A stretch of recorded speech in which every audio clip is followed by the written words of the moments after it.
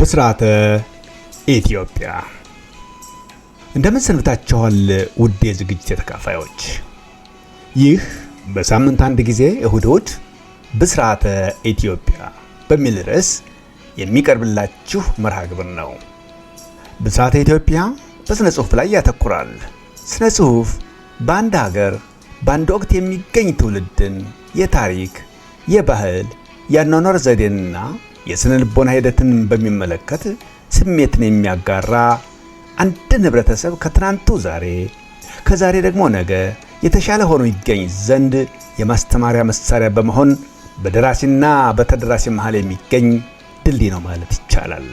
ስነ ጽሑፍ በሰላም ይሁን በድርዱም ብዕር፣ በግጥምም ይሁን በስድ ንባብ፣ በቅኔም ይሁን በውስጠ ዘና በመሳሰሉት መልክ ይገለጽ እንጂ ቋንቋን በማበልጸግ ረገድ የሚጫወተው ሚና እና ጠቃሚነቱ እጅግ ከፍተኛ ነው።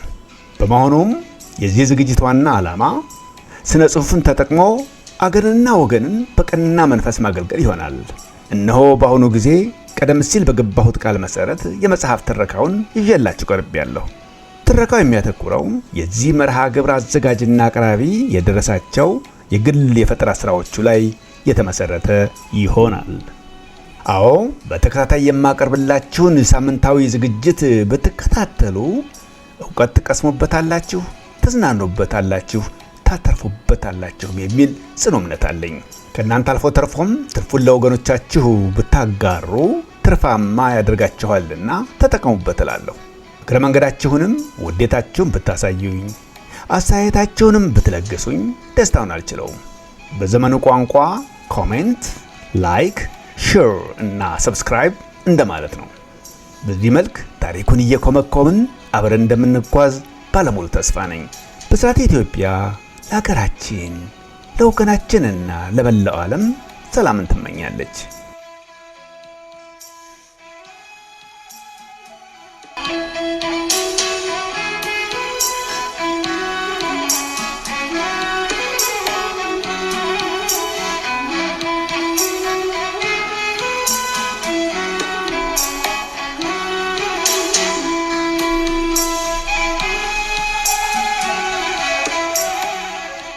ባለፈው ሳምንት በነበረው ዝግጅታችን ጥልማሞት በምዕራፍ 3 ቁጥር 61 ላይ እንደተከታተልነው በአብዛኛው ከንፋስ መውጫ ጎንደር ተነስተው ብስራትን ለመጠየቅ አዲስ አበባ በመጡት በአዛዥ አበጋዝ እንዳይላሉና በጓደኛሞቹ በብስራት ሙላትና ደበሳይ ጭውውት ዙሪያ ላይ ነበር ትረካው ያተኮረው።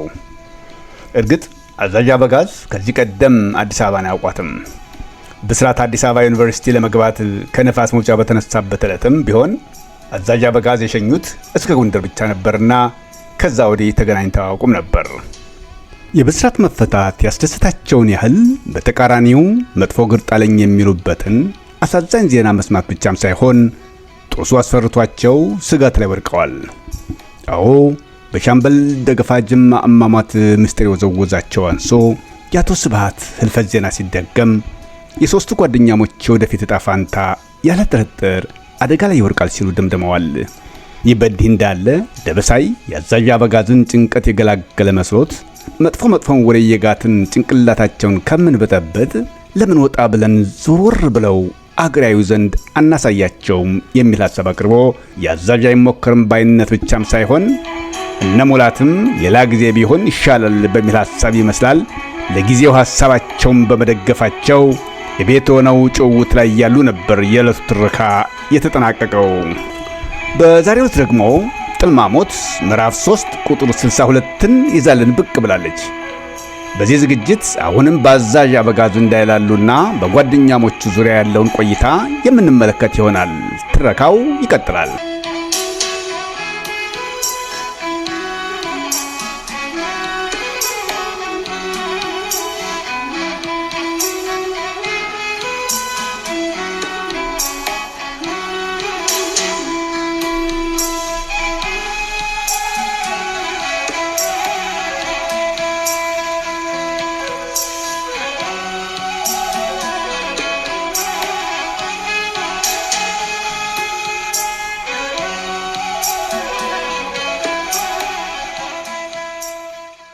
ኧረ እናንተ ሰዎች እንዴት ነው ነገሩ?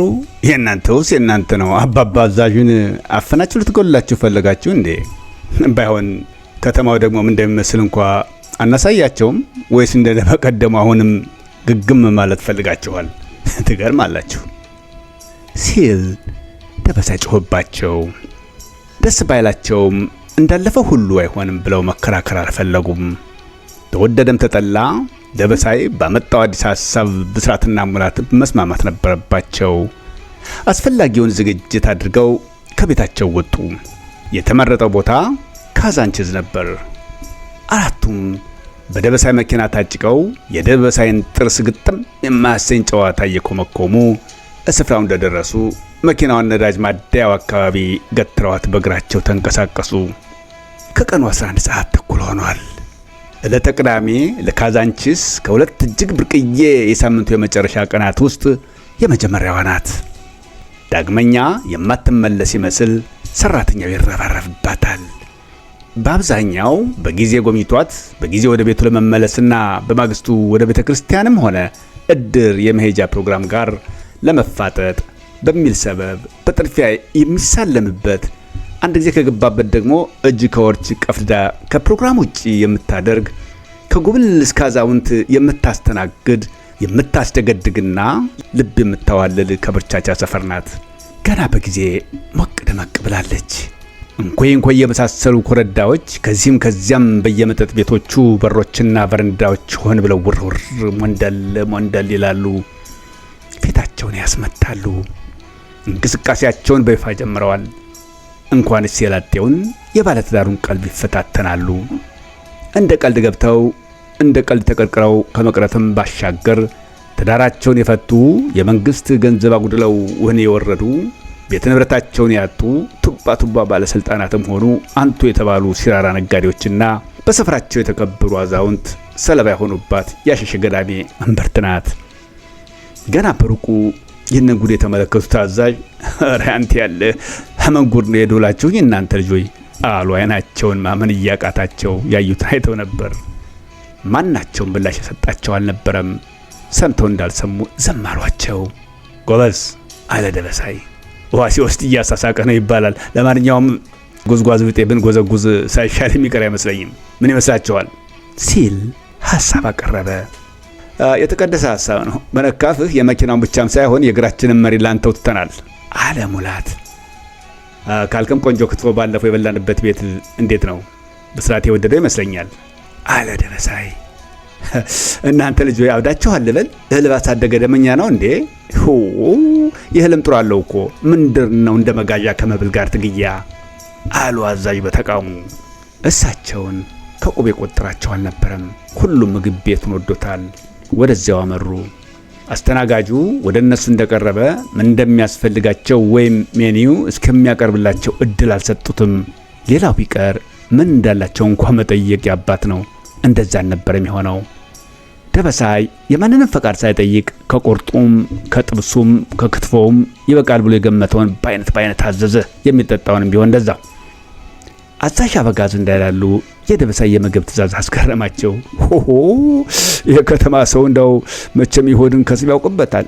ባላገሮች ስንባል እኮ ከብት ማድለብኒ ለከሳችን እንብዛም ነን አሉ ቢጨንቃቸው። አይ አዛዥ አለ ደበሳይ፣ አንዱ ሲበላ ሌላው ካልተመለከተማ በዚች ምድር ላይ አለቃና ምንዝር ሊጠፋ ነው። ያለ መጠበቅ ሲባል ከጥንት ጀምሮ የተሰራ ስሪት መሰለኝ። አይመስለውትም አባባ አዛዥ? ስለዚህ እናንተም በስራው በርቱ፣ እኛም በመብሉ እንበረታለን በማለት ስቆ አሳቃቸው። ኧረ አንተ ያለ አረዝጎ እናንተው አሉ አዛዥ በጨዋታቸው መሃል አቋርጠው። ሀለ ነገራችሁ እህሉን ወግ ታሳጡታላችሁ። አታዩትም እንዴት እንደሚሰራው አሉ በእጃቸው ወደ አንድ አቅጣጫ እያሳዩ። ወደው አልነበረም። አሻግረው ሲያዩ የሆነ ነገር ትኩረታቸውን ስለሰባቸው ነበር። አንዱ እብድ የወረወረው ድንጋይ አስመስሎ የያዘውን ጉርሻ በግባት ተግባ ከራሱ ጋር ሲታገል ተመልክተው ኖሯል። መብላት ያስጠላቸው ይመስላል። አባባ አዛዥ እሱ ቦታ የተመቸውት አይመስለኝም፣ ቦታ ልቀይረው ግድ የለውትም በማለትም ሙላት ጋር መቀመጫ ተቀያየሩ። አቤት እንደ ይጫዋል ይግደለኝ። አንዳንዱ በአይን ይገባዋል፣ አንዳንዱ ደግሞ ያው እንደምታዩት ነው። ባልየን ካሳደገ ያነቀጠደቀ የሚባለው እኮ ላይ ነው ሲሉ ተረቱ። ነገሩ ገብቷቸው ቦታ እየተቀያየሩ እያሉ ምግብ ቤቱ ዘንድ ብዙም አልቆዩም። እንደጨረሱ ተነቃነቁ። ከምግብ ቤቱ እንደወጡ እግራቸው ወዳደረሳቸው አንደኛው መጠጥ ቤት ጎራ አሉ። ግርግር ይበዛበት ስለነበር ቀየሩ። አልጠዳቸውም። ሌላኛው ዘንድ ገቡ። ለውጥ አልነበረውም። ውልቅ አሉ። ሁለት ቤቶችን ቃይረው ሶስተኛ ላይ ረጉ። ጥሩ ምሽት ነበር። መጠጡ በሁሉም ዘንድ ያሳደረው ተጽዕኖ አንድ አይነት ነበር። ቀስ በቀስ የተጎነጩ በሄዱ መጠን ናላቸውን ሲበጠብጠው የነበረው አባዜ ሁሉ ቀስ በቀስ በን ብሎ እንደ ጉም እየበነነ ሲሄድላቸው ታወቃቸው። ጨዋታው ደራ። የድሮ ጨዋታዎች ተነሱ። የተለያዩ አካባቢዎች ተዳሰሱ። ለዛ ያለው ጨዋታ ከጨዋነት ጋር በመጠጥ እየተወራረደ ተኮመኮመ። መጠጥ ለጨዋጅ መጫወቻው፣ ለባለጌ መላገጫው መሆኑን አስመሰከሩ። በየአቅራቢያው ጥንድና ጥንድ ከዛም በላይ ሆነው የተቀመጡ ሰዎች ሳይቀር በናዛዥ ጨዋታ የተመሰጡ እንደነበር በግልጽ ያስታውቅ ጀመር። ሽንት ማስለቀቅ የሚቀረው የደበሳይ ጨዋታ የእነሱን ጠረጴዛ አልፎ ሌላውን ማስቀንቷል፣ ስቦታል። መቀላቀል ባይችልም አንዳንዱ በየተቀመጠበት ሆኖ በሳቅ ይፈራፈራል። ሰፊ ከተማ ጥሩ ነው፣ ባለስልጣን መሆኑ ያለመታወቁ እንጂ ያን የመሰለ ሰው ነው ቢባል ምን ያህል ሊያምኑ እንደሚችሉ እግዚአብሔር ይወቀው። በዚህ መሃል ደበሳይ የእጅ ሰዓቱን ተመለከተ።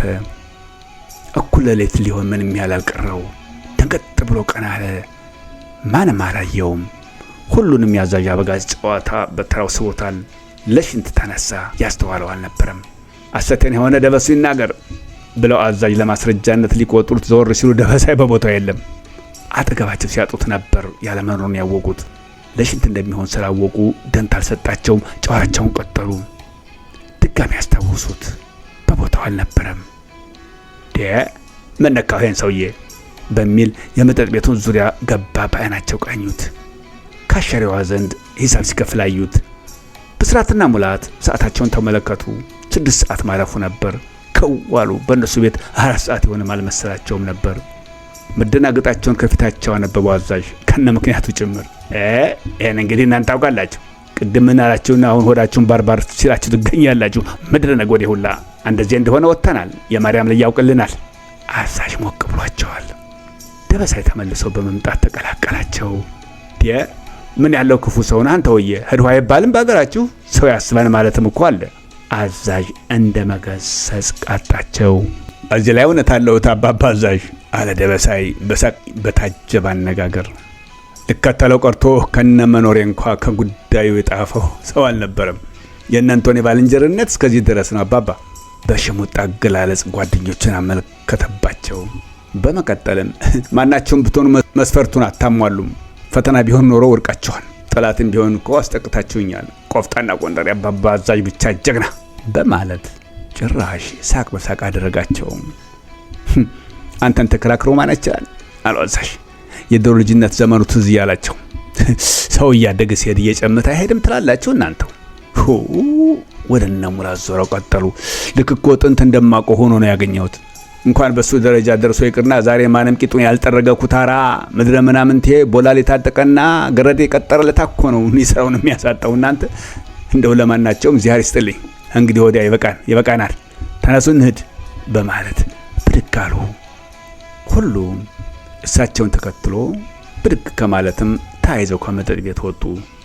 መኪናቸው ዘንድ ለመድረስ ዋናውን መንገድ ከመያዛቸው ከዚህ መጣ ሳይባል የጥይት ሩምታ ዘነበ። ሁሉም እግሩ ወዳደረሰው አቅጣጫ ብትንተን አለ። ተኙ፣ በደረታችሁ ተኙ፣ ድምፅ አታሰሙ፣ አትንቀሳቀሱ ደበሳይ ማስጠንቀቂያ ይሰጥ ጀመር። የራሱ አልታየውም። በሐሳቡ የመጣበት ከቤት ሲነሱ አዛዥ የሰጡት አስተያየት ነበር። ከጎኑ ሻጠውን ማካሮቭ ሽጉጥ መዘዘ። የጠላት አካባቢ ሊሆን ይችላል ብሎ ወደ ገመተበት አቅጣጫ የመከላከሉን ተግባር ተያያዘው። ከስንት አንድ አለፍ ብሎ ከሚታዩት የመንገድ መብራቶች በስተቀር በአብዛኛው ጨለማ ነው። እነሱም ቢሆኑ የቆሙ ግንዶቻቸው መላ ክፍል እንኳን ለይተው ማሳየት የማይችሉ ደካሞች ነበሩ። ድሮውንም ይታገዙ የነበሩት በየመጠጥ ቤቶቹ የበረንዳ መብራቶች ነበር። እነሱም ተኩስ እንደተነሳ ሲያውቁ ባለቤቶቻቸው አጠፋፋቸውና አካባቢውን ድንግዝግዙን አወጡት። 2 ደቂቃ በማይሞላ ጊዜ ውስጥ ተኩሱ ጸጥ ረጭ አለ። ወታደር መሆን ጥሩ ነው። ደበሳይ በተማረው ስልት እየተንከባለለ የራሱን ሰዎች ፍለጋ ቀጠለ። በቅድሚያ ያገኘው አዛዥን ነበር። ደህና ነኝ እኔ ልጅ፣ የሌሎችን እንጃይ እንኳን አንተ ተረፊህ አልጨረሱትም። ስጋታቸው ለሱ ነበር። እሱ ደህና ከሆነ ሌሎችም ደህና ይሆናሉ በሚል ለፈጣሪያቸው ምስጋና ያቀርቡ ያዙ። ጠላቶቻቸው እንዳልተሳካላቸው አወቁ። የሻምበል ደገፋ ማሟት ዜና ነበር ትዝ ያላቸው። ደበሳይ ባሉበት እንዲቆዩ አዛዡን አስጠንቅቆ ሌሎችን ፍለጋ ቀጠለ። ቀጥሎ ያገኘው ሙላት ነበር መጀመሪያ ያየው። እዚህ ነው ደበሱ አለው። አንድ አጥር ጥግ በደረቱ ተኝቶ ቁና እየተነፈሰ። ጸጥ በል መጣሁ እንዳትነሳ። ተጠግቶ ደህንነቱን አረጋገጠ። አዛዥ እንዳገኛቸውና ደህንነታቸውንም ነገረው። የብስራቴን አድራሻ አውቃለሁ ሙላቴ አለ አያይዞ። እኔ ወደዚህ ስሮጥ እሱ ቀኙን አቅጣጫ ነበር የያዘው። ባይኔ ልፈልገው ሞከርኩ። ጨለማው እንደምታየው ነው፣ ልለየው አልቻልኩም። እርግጥ ግን አንተ ደህና ነህ ደበሱ አለ በከፍተኛ ጥርጣሬና ስጋት ላይ እንደነበር በሚያሳይ አገላለጽ። እኔ እንኳን ደህና ነኝ አታስብ። ያሰቡት የተሳካላቸው አይመስለኝም። ለማንኛውም ሳትንቀሳቀስ ባለህበት ጠብቀኝ፣ ብስራቴን ልፈልገው። ወደ ተነገረው አቅጣጫ በስልት በማምራት በተመሳሳይ ፍለጋውን ቀጠለ። ጥጉን ይዞ አካባቢውን ያሰው ጀመር። ሁለመናው በሽንት ተንከላወሰ። ጭራሽ ደንታ አልሰጠውም። ከትንሽ ደቂቃ በኋላ የተደጋገመ ተኩስ ተሰማ። አዛዥና ሙላት ባሉበት ሆነው ተስፋ ቆረጡ። ሁሉም ተመሳሳይ ግምት ነበራቸው። አዎ ያልተሳካው ሙከራ በስተመጨረሻ ለጠላት ተሳካለት። ደበሳይ ለኛ ሲል በጠላቶች ወጥመድ ውስጥ ገባ። እነሆ ተሰዋ የሚል አዛዥ አላስቻላቸውም። ፎክረው ተነሱ። ተኩስ ወደ ሰሙበት አቅጣጫ ቀርቃ ከዘራቸውን አቋምጠው ወደ መነፍሳቸውን ታምዘገዘጉ። እንደገና ተተኮሰ። አቅጣጫውን ለዩት። ወደ ሰማይ ነበር። ተከታትሎ የሰው ድምፅ ተሰማ። ሙላቴ አዛዥ ጥርት ያለ ድረሱልኝ ጥሪ። አዛዥ ብርክ ያዛቸው። በቆማቸው ሆኑ። ጉልበታቸው ከዳቸው። ያልጠረጠሩት ነገር ታሰባቸው። አታረገውን ፈጣሪ ምን አረገ የዘላለሙ ስላሴ። ነፍሳቸውን ስተው ሲበሩ ባፍጤማቸው ተደፉ። ደንታ አልሰጣቸው። የሞታቸው እንደው ተነሱ። ጉዳቱ ከግራ ቀኝ እያላጋቸው ቦታው ደረሱ። ሙላት ቀድሟቸዋል። ብስራቴ ተጎድቷል። የአደጋውን አስከፊነት ደረጃ ማወቅ አልቻልኩም። በደም ተበክሏል። መኪና እስከማመጣ ድረስ ደበሳይ ታጥሯቸው ሮጠ። የጀመረው ንግግር እንኳን አልጨረሰም። ሙላት ደንዝዟል። በድል ነው ማለት ይቻላል። ብስራት አንገት ላይ በግንባሩ ተደፍቶ እየየውን ተያይዞታል። አዛዥ ለፈልፋሉ የሚሉትን አያውቁትም። አልታደልኩት እኔ አፈር ላለብሰው ቆይቷል ጥሪ።